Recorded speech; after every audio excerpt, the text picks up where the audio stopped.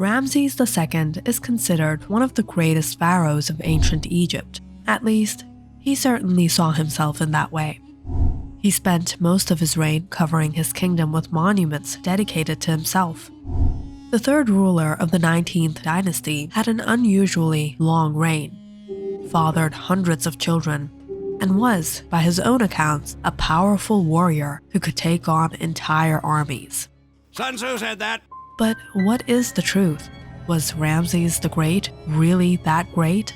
Decide for yourself, and let's delve into the life of Ramses II. Ramses II, son of Pharaoh Seti I, grandson of Ramses I, was the mastermind behind massive construction projects throughout Egypt. From Abu Simbel to Karnak, that even today, when in Egypt, it's hard to escape his presence.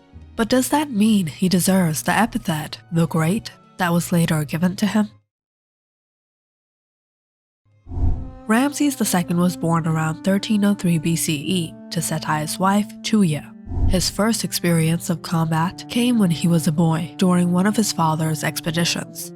However, it is unknown how old he actually was. What is known is that he was appointed captain of the army at the age of 10 and was appointed prince regent and given a household at the age of 14. Ramses ascended the throne when Seti I passed away in 1279 BCE and immediately moved his royal palace from Thebes to a new location in the eastern Nile Delta. The magnificent city that flourished there, modestly named Phi Ramses, would be home to more than 300,000 people. He ruled for 66 years, making him the longest reigning pharaoh on record at the time when ancient Egypt was at the height of its power. His territory stretched from the Mediterranean Sea to Nubia and present-day Sudan. The early years of his reign focused on foreign policy, with Ramses leading a campaign to regain lost territory and building a series of fortifications along the Nile Delta. But his most lasting legacy is the buildings and monuments he left behind. In ancient Egypt, the pharaoh was considered to be the link between the gods and the common people, and the pharaoh himself was considered a god. Ramses was no exception. To ensure that he would always remain in the hearts of his subjects, he ordered more statues of himself than any other pharaoh. His crown usually featured a cobra, a sacred animal believed to protect against enemies. He also focused on the renovation of statues and temples built by successive pharaohs, placing his cartouches on buildings and statues that Ramses never built. However, it is unclear whether by recycling the giant statues, he was trying to cost-effectively fill the country with his own image, or to pay homage to ancient Egyptian rulers. The culmination of these projects is Abu Simbel, a masterpiece of both construction and political propaganda. This pair of temples at the Second Cataract of the Nile were built to commemorate the 30th anniversary of his reign and were carved directly into the sandstone cliffs. The first one, the Great Temple, belonged to Ramses. On either side of the door of the 30-foot-tall building are his four-seated, 6-foot-tall colossi representing the pharaoh, said to be dedicated to the gods Amun, Ra, Arakti, and Ta. An adjacent small temple, still an astonishing 12 meters high, is dedicated to Hathor in memory of High Queen Nefertari, Ramses' first and favorite wife.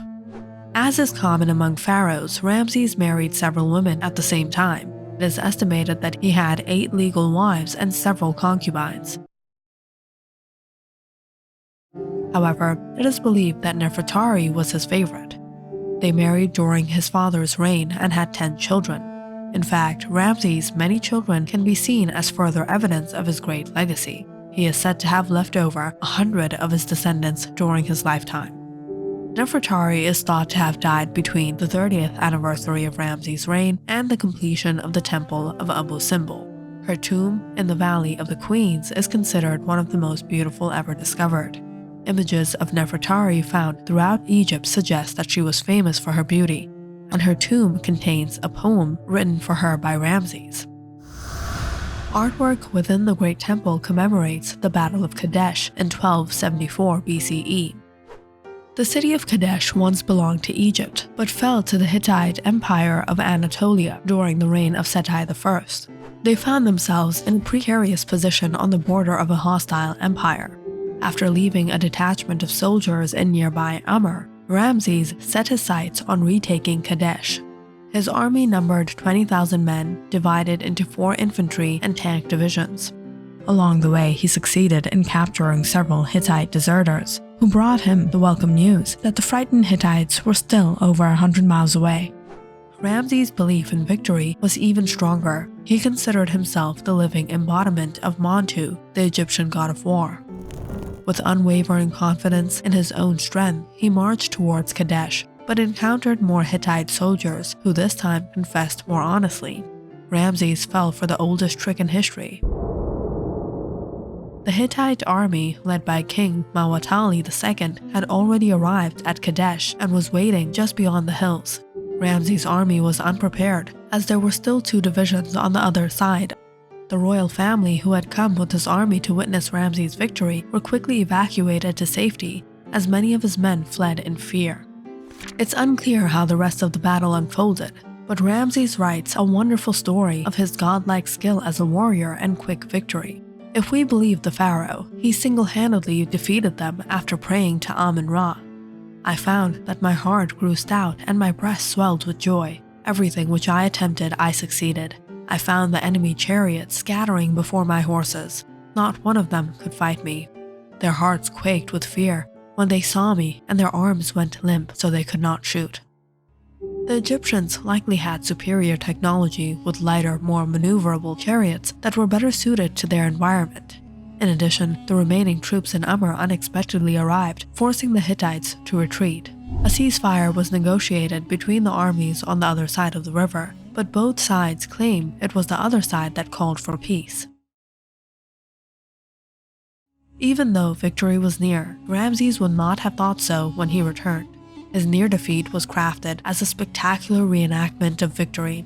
Subsequent reports carved into temples throughout his kingdom all praise the fearless warrior king.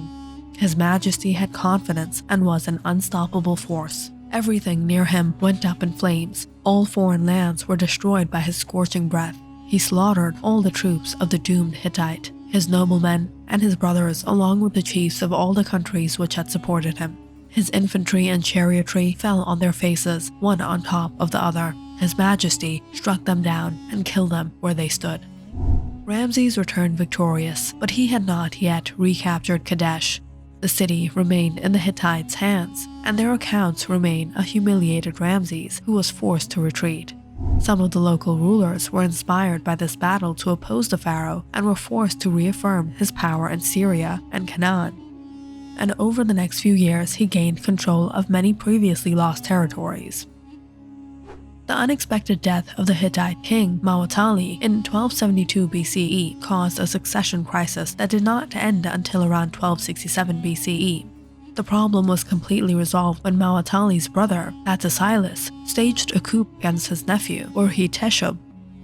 Urhi-Teshub took refuge in Egypt, but a diplomatic crisis arose when Ramses refused to inform Hattusilus of his whereabouts.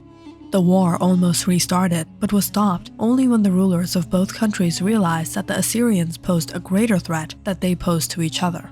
16 years after the Battle of Kadesh, the two countries negotiated a treaty to respect each other's territories and protect each other from attack.